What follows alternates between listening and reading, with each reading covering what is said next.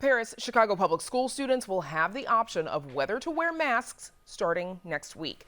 The district's mandate was originally maintained under a contract agreement with the Chicago Teachers Union, despite Illinois dropping masks for schools statewide last week.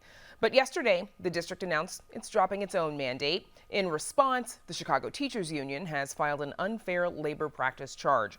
Joining us now with more is Chicago Teachers Union Vice President Stacey Davis Gates. Stacey, welcome back. What is your reaction to yesterday's news, first of all? Whoops.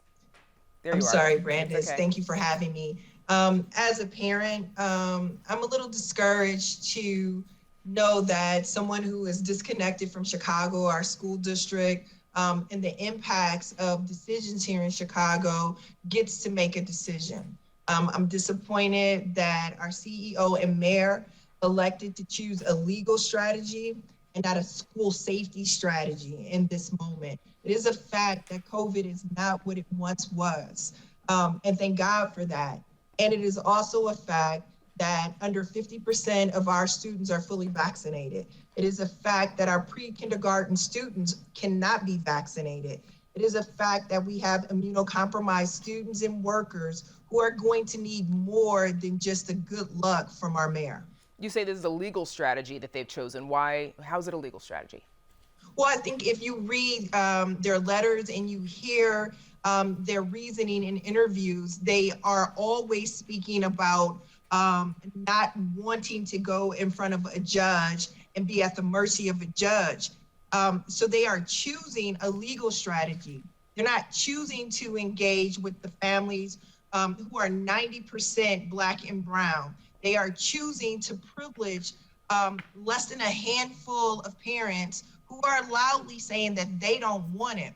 A couple of weeks ago, I filled out a survey asking me as a parent if I wanted masking to still be available in our school communities as mandatory. I've yet to hear the results from that.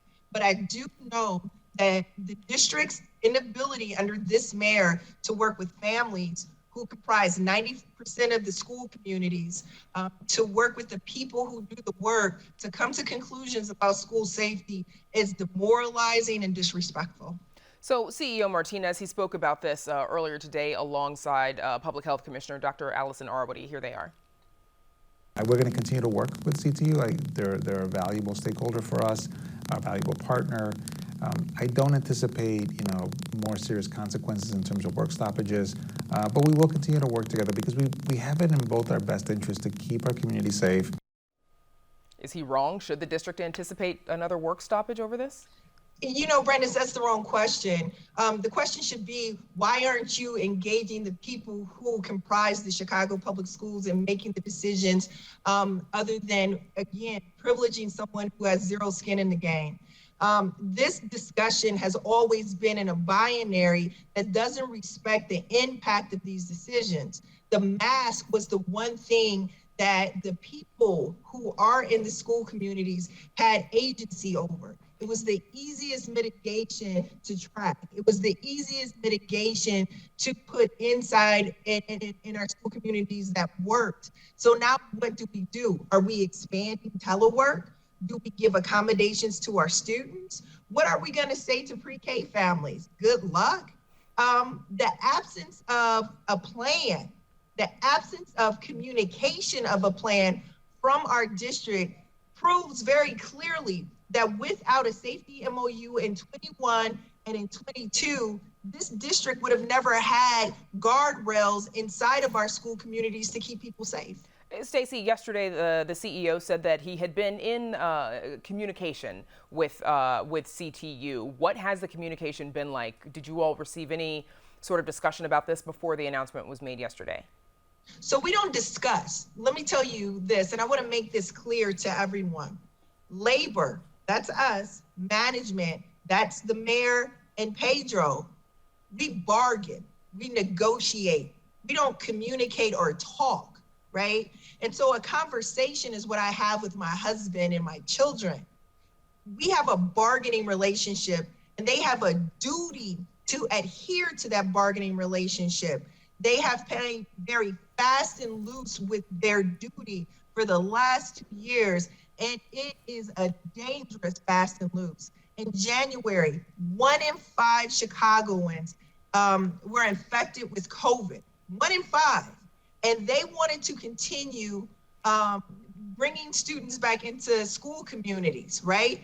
That was dangerous. If it was not for the sacrifice of our membership in that moment, more people would have been sick, and the potential of that illness delving into something else was also possible. That being said, we are still awaiting the Board of Education, the mayor of this city, to come to the negotiating table and to tell us how they're going to continue to keep people safe, because that is still something that we have to do.